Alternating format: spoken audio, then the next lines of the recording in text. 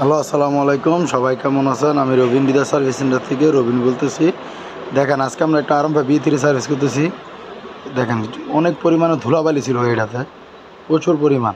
তো সবাই সার্ভিস একটু লেট করেও করালে একটু গাড়িটা ওয়াশ করার চেষ্টা করবেন খুলে, কারণ সার্ভিসে কষ্ট একটু বেশি বড়, অনেক কিছু লাগাইতে হয়, সেই জন্য কাস্টমার একটু দেরি করে আমরা সার্ভিসটা করে। তো আমার ধুলাবালির কারণে অনেক সমস্যা হতে পারে। দেখেন, ওয়াশ ধুলাবালির কারণে শেষ করে দিয়ে এখন আমরা ওয়াশ শেষ করলাম। এখন আমরা এগুলো সব তেল পালিশ করে দিতেছি, যাতে আপনার গ্লেজটা আসে, অরিজিনাল যে গ্লেজটা ওটা যেন চলে আসে।